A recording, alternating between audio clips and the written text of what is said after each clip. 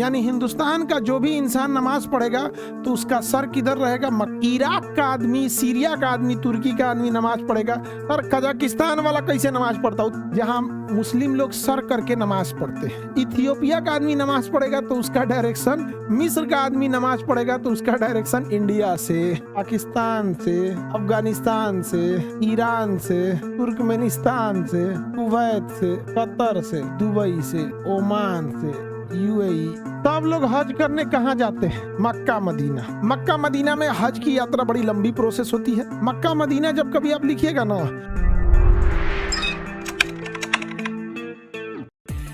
जितने लोगों को हज करना होता है पूरी दुनिया से, इंडिया से, पाकिस्तान से, अफगानिस्तान से, ईरान से, तुर्कमेनिस्तान से, कुवैत से, कतर से, दुबई से, ओमान से, यूएई, इधर से, यहाँ से, जॉर्डन से, सब लोग हज करने कहाँ जाते हैं? Mecca Medina. हज करने लोग कहाँ जाते हैं? Mecca Medina. हज करने कहाँ जाते हैं? तो मक्का मदीना जाते हैं। समझ में आ गया? हज करने लोग मक्का मदीना। किस एयरपोर्ट पे उतरते हैं? जद्दा एयरपोर्ट पे उतरते हैं। यहीं पर एक शहर है मक्का और एक शहर है मदीना। यहाँ है मक्का और यहाँ है मदीना। ये हो गया मक्का और ये हो गया मदीना। तो मक्का मदीना दोनों शहर हैं। ये हज यात्रा के लिए यहाँ है। मक्का में काबा है जहाँ मुस्लिम लोग सर करके नमाज पढ़ते हैं। मुस्लिम लोग जो सर करते हैं, अपना चेहरा रुख किधर की ओर करते नमाज पढ़ते हैं? मक्का की ओर करके नमाज पढ़ते हैं। यानी हिंदुस्तान का जो भी इंसान नमाज पढ़ेगा तो उसका सर किधर रहेगा? मक्का की ओर रहेगा। उसका सर किधर की ओर रहेगा? मक्का की ओर रहेगा। इंडिया का जो भी आदमी नमाज पढ़ेगा तो उसका सर मक्का की तरफ रहेगा, यानी वेस्ट डायरेक्शन में रहेगा। लेकिन इराक का आदमी, सीरिया का आदमी, तुर्की का आदमी नमाज पढ़ेगा तो उसका डायरेक्शन साउथ की ओर रहेगा। मिस्र का आदमी नमाज पढ़ेगा तो उसका डायरेक्शन ईस्ट की ओर रहेगा, ईस्ट की ओर। इथियोपिया का आदमी नमाज पढ़ेगा तो उसका डायरेक्शन नॉर्थ की ओर रहेगा, नॉर्थ की ओर। सऊदी अरब का आदमी नमाज पढ़ेगा तो किस डायरेक्शन में हो भैया? देख लो, इधर ही मक्का की ओर ही होना चाहिए। किबला बोलते हैं, किबला, किबला। समझ में आ गया? किबला बोलते हैं, झुक के उधर ही नमाज पढ़ते हैं। समझ में आ गया कि नहीं आ गया? किबला जिधर झुक के हम क्या करते हैं? नमाज पढ़ते हैं। आजकल हीरो हीरोइन सब ऐसा गाना बना रहा है। सब एगो हीरो गाना गए थे, मेरा रूह भी तू, मेरी जिस्म भी तू, मेरी जान भी तू, मेरा किबला भी तू। मैंने तोरे ओर से झुकबे करेंगे, उन्हीं झुकबे, किबला भी तू। जा तो नहीं समझ में आ गया कि नहीं आ गया? आजकल गाना गा रहा है, एकदम चढ़ा दे रहा है। लड़की को बुझाइए नहीं रहा है किबला मने होता क्या है, उसको ही नहीं बुझा रहा है किबला मने क्या होता है। लेकिन हाँ, खुश, हमारा तारीफ हुआ है बस। दो चार गो लाइन मिला ली, मेरी जान भी तू, शौक भी तू, और उसके बाद किबला भी तू। उसको लगा हाँ हमारे ही बारे में बोल रहा है, अच्छा अच्छा तारीफ करो, खूब तारीफ। कहा जिन्हें क्या मजा आता है इन सब को तारीफ सुनने में। हाँ कितना मानता है, हम ही को कह रहा है कि मेरा आकाश गंगा भी तुम, मेरा ब्रह्मांड भी तुम, मेरा गैलेक्सी भी तुम, सौर मंडल भी तुम। कितना मतलब का ये सबको तारीफ सुनना पसंद रहा था। आगे बढ़े, एनी प्रॉब्लम?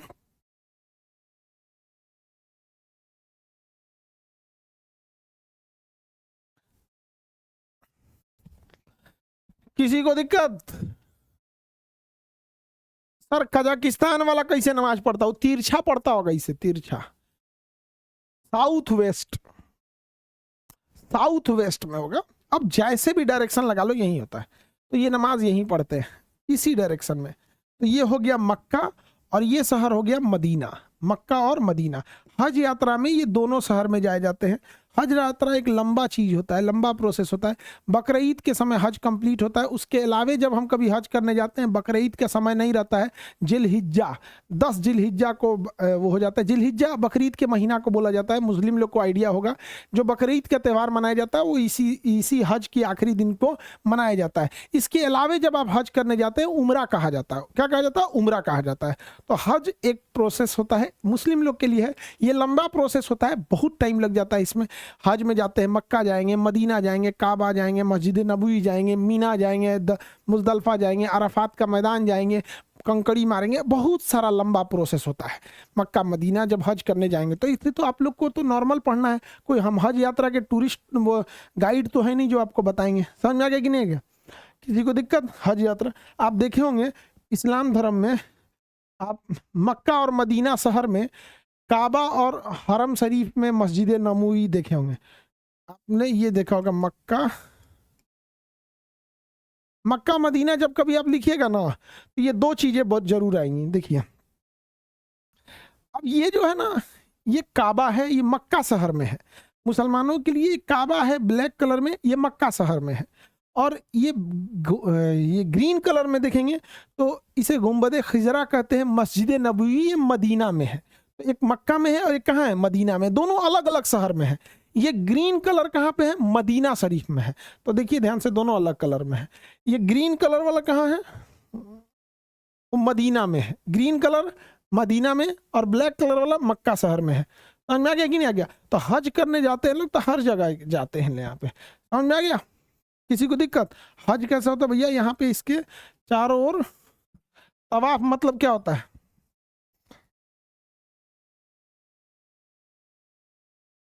पूरी दुनिया से लोग जाते हैं हज करने।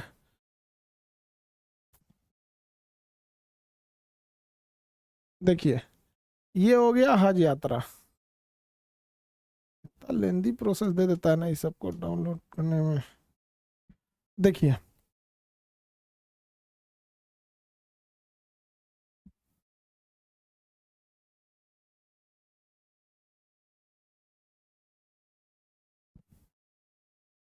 हज यहाँ आके कंप्लीट कर लेते हैं। केवल हज में यही प्रोसेस नहीं होता है, लेकिन मेन प्रोसेस होता है ये काबा शरीफ के चारों ओर चक्कर लगाना। ये पूरी, ये छोटे छोटे छोटे छोटे लोग देख रहे हैं, पूरी दुनिया से लोग गए हैं।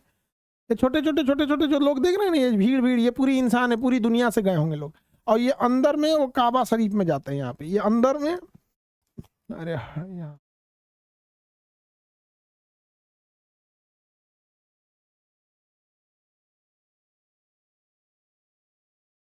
मेन इसी में चक्कर लगाना होता है, तवाफ।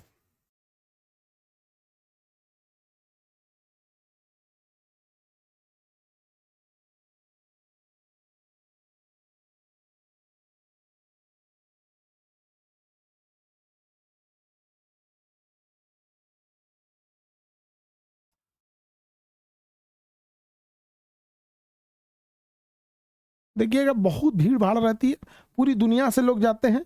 तो ये है हरम शरीफ में, यहाँ पर काबा शरीफ के चारों ओर चक्कर लगाना होता है। और ये आप लोग को तो जनरल पढ़ाई कर रहे हैं, आप लोग को इतना मतलब बहुत डिटेल से जानने की जरूरत नहीं है। और ये जो इसके एक्सपर्ट हैं वही लोग बताएंगे। हमारा चूंकि मैप का हिस्सा आ जाता है, हमारी मजबूरी बन जाती है। कई आदमी कहता है कि जब आपका सब्जेक्ट नहीं है तो क्यों बता रहे हैं। हम ये कहते हैं भाई जब तुम नहीं जानते हो हम कौन सी के टीचर हैं तो काहे लिए ज्ञान दे रहे हो? हाँ, भाई तुम जान ही, मेरे सब्जेक्ट में थोड़ा सा आ जाता है ज्योग्राफी, हम क्या कह के निकल जाए यहाँ पे।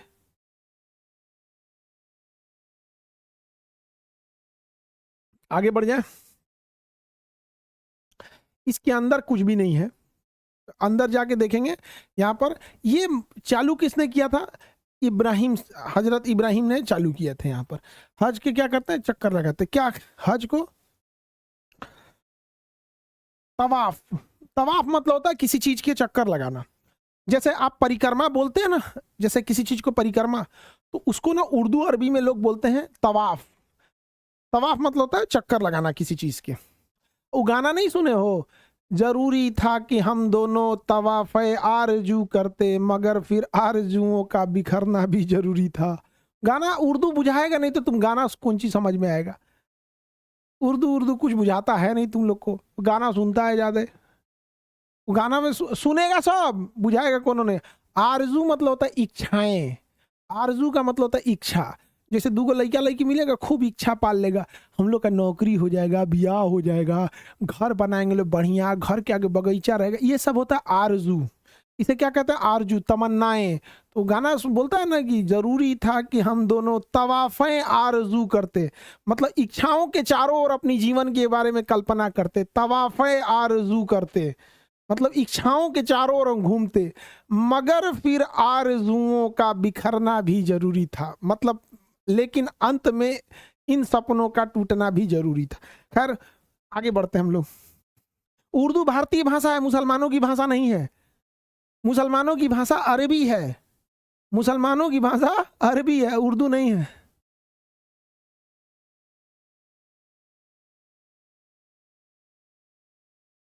आगे बढ़े सर, उर्दू का भी क्लास लीजिए, हम सब समझते हैं। यहाँ हम उर्दू का क्लास लेंगे और जाके फोन पे उसको गाना सुनाएगा और उसके बाद उसका मतलब समझाएगा। समझते हो? हाँ, इसका मतलब क्या हुआ? जिहाल मस्ती मकम बरंजिश बहार हिजरा बेचारा दिल है, इसका मतलब समझ में आया? मेरे रस के कमर, इसका मतलब समझ में आता है? हम सब समझते हैं, तुम लोग को पढ़ाई करता है तुम लोग। आगे बढ़े।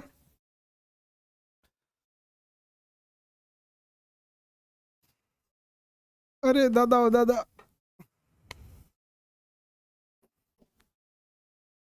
देखिए ध्यान से, मक्का मदीना में हज की यात्रा बड़ी लंबी प्रोसेस होती है। और हज यात्रा में जो कपड़ा पहनना जाता है, जो हज यात्रा में जो कपड़ा पहनते हैं वो सिला नहीं होना चाहिए, लपेटा हुआ कपड़ा होना चाहिए। समझ में आ गया कि नहीं आ गया?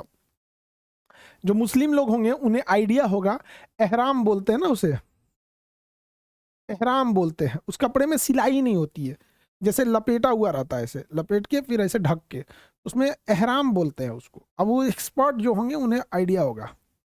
आगे बढ़े। अच्छा, इस हज यात्रा को चालू कौन किए थे पता है? मोहम्मद साहब नहीं चालू किए थे, हजरत इब्राहिम ने चालू किए थे।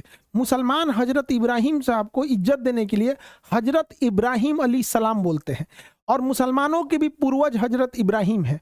हजरत इब्राहिम से ही निकले हैं तीनों लोग। उनके दो बेटे थे, हजरत इस्माइल और इसाक, इस्माइल और इसाक। तो हजरत इस्माइल से, उन्हीं के खानदान में आगे जाकर मोहम्मद साहब का जन्म होता है, और दूसरे बेटे इसाक में ईसा मसीह और मूसा का जन्म होता है। तो उससे हो जाते हैं ईसाई और यहूदी। तो जो ईसाई धर्म है, जो यहूदी धर्म है और जो मुस्लिम धर्म है, इन तीनों के पूर्वज कौन है? इब्राहिमिक। इसलिए इब्राहिमिक रिलीजन कहा जाता है उन्हें। क्या कहा जाता है? Abrahamic religion, Abrahamic religion. तो ये जो काबा और ये हज की परंपरा है, हजरत इब्राहिम ने चालू किया था।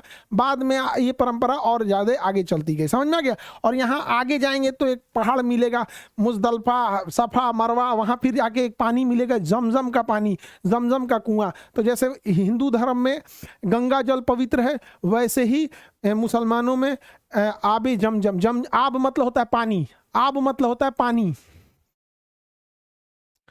आब, आब मतलब पानी, जल। आब मतलब होता है जल, आब, आबे जमजम, जमजम का पानी, आबे जमजम, जमजम का पानी। जहां दो नदी रहेगी उसे दो आब कहते हैं। जहां 5 नदियां थी उसका नाम पंजाब हो गया, 5 नदियों से बच गया पंजाब। समझ में आ गया? 2 नदियां रहेंगी तो 2 आब। आब मतलब होता है जल उर्दू में, आब मतलब। तो हिंदू धर्म के लिए क्या पवित्र है? गंगा जल। वैसे मुस्लिम लोगों के लिए क्या है? आबे जमजम पवित्र है। समझे? आगे देखते हैं हम लोग। और ये लंबा प्रोसेस होता है, इतना ही छोटा नहीं होता है, बहुत लंबा प्रोसेस होगा। और हमें पढ़ाना मजबूरी हो जाती है भैया, क्योंकि ये ज्योग्राफी के टॉपिक में आ जाएगा, फिर कहेगा कि आप एक्सपर्ट नहीं है, मत बताइए। भाई तोरा नहीं पता है कि हमारा टॉपिक में आते हूँ, मत बोल।